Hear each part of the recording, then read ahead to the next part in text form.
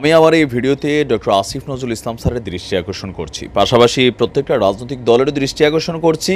একটা কথা তো শুনতে চাই। আমরা শুনতাম বাংলাদেশে ২৬ লক্ষ ভারতীয় আছে, তো তাদেরকে কি বের করছেন?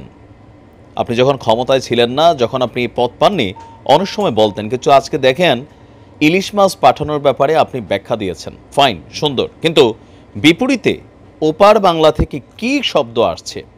৩ দিন আগে ভারতের কেন্দ্রীয় স্বরাষ্ট্রমন্ত্রী অমিত শাহ সে বলছিল যে বাংলাদেশিদেরকে উল্টা করে ঝুলাবে, আর ৩ দিন পরে যখন আমরা ইলিশ দিলাম, এর পরপরই আপনার ভারত কি বলছে যে বাংলাদেশকে ভাইঙ্গা আলাদার একটা রাষ্ট্র করার সক্ষমতা আছে। আপনি চিন্তা করেন, এরা বলছে যদি ভারত চায় বাংলাদেশকে ভেঙে দুইটা বাংলাদেশ করার সক্ষমতা আছে। এখন তার এই কথাটারে আমি কিন্তু হালকা নেই। আপনি দেখেন এই মুহূর্তে পার্বত্য চট্টগ্রাম অঞ্চলে যে জুমল্যান্ড নামক আলাদা একটা স্বতন্ত্র রাষ্ট্র তৈরির পরিকল্পনা চলছে, সেই একই জিনিসের কিন্তু ইঙ্গিত আসলো। আবার আওয়াজটা কই থেকে আসছে দেখেন, ভারতের ক্ষমতাসীন বিজেপির মিত্রদল ত্রিপুরা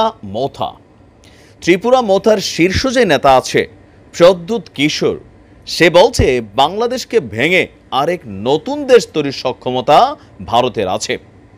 বাংলাদেশের সংখ্যালঘু এবং উপজাতিদের উপর নির্যাতনের অভিযোগ তুলে গতকালকে ত্রিপুরায় এক বিশাল মিছিল বের করেছে এই রাজনৈতিক দলটি। বাংলাদেশকে ভাঙার হুমকি দেওয়ার পাশাপাশি তার বক্তব্য, যদি ত্রিপুরার সাহায্য না করত তাহলে বাংলাদেশও হতো না এবং মুক্তি বাহিনী বলে কিছু থাকতো না। সে বলছে যে ভারত চুপ ছিল কারণ শেখ মুজিব এবং শেখ হাসিনা ভারতের বন্ধু ছিলেন। তার বক্তব্যের আরেকটা অংশ খেয়াল করেন, সে বলছে কিন্তু এখন এই বন্ধুত্ব আর নাই। তার মানে বন্ধুত্বটা ছিল শেখ হাসিনার সরকারের সাথে বা শেখ হাসিনার সাথে, যেহেতু এখন ক্ষমতায় আওয়ামী লীগ নাই, সুতরাং ত্রিপুরার আর বাংলাদেশের সাথে বন্ধুত্ব নেই বা ভারতের বন্ধুত্ব নেই। তারপর স্যার বলছে যদি বাংলাদেশিরা আমাদের চ্যালেঞ্জ জানাতে পারে, আমি তাদের মনে করিয়ে দিতে চাই পাকিস্তান ভেঙে ভারত বাংলাদেশ তৈরি করেছি আমরা। তার মানে দেখেন পুরোনো সেই কথা দিন শেষে এসে সত্যিই প্রমাণিত হচ্ছে যে পাকিস্তান এবং বাংলাদেশকে দুইটা পার্ট করার জন্য ভারতই তৎকালীন সময় পরিকল্পনা করেছিল, বা লজিস্টিক্স সাপোর্ট বলেন, ইন্টারন্যাশনাল সাপোর্ট বলেন, জনবল বলেন, মুক্তিবাহিনী তৈরি বলেন, সকল কিছু মিলিয়ে ভারত একটা পরিকল্পনা করেছিল। তার কথায় এই কথাটা আবারও আলোচনায় উঠে আসছে। বলা হচ্ছে বাংলাদেশ ভেঙে দরকার হলে আরেকটি দেশ তৈরি করার সক্ষমতা ভারতের আছে। যদি তারা সংখ্যালঘুদের উপর হামলা বন্ধ না করে, আমরা চুপ থাকব না। মানে কি যে ভাষা ব্যবহার করতে ইচ্ছে করে।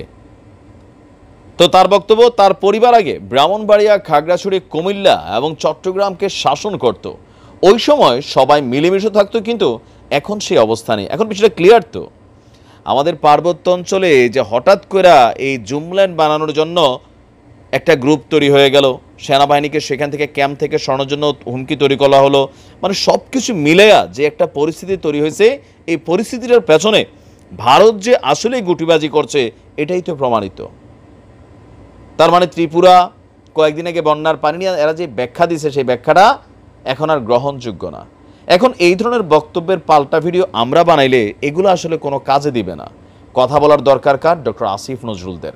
চোখে চোখ রাইখা এই মাথা মোথা যেগুলো আছে এদের বিরুদ্ধে শক্ত ভাষা যদি আমরা দিতে না পারি, এরকম আওয়াজ করি, তাহলে তো ভাই লাভ হবে না।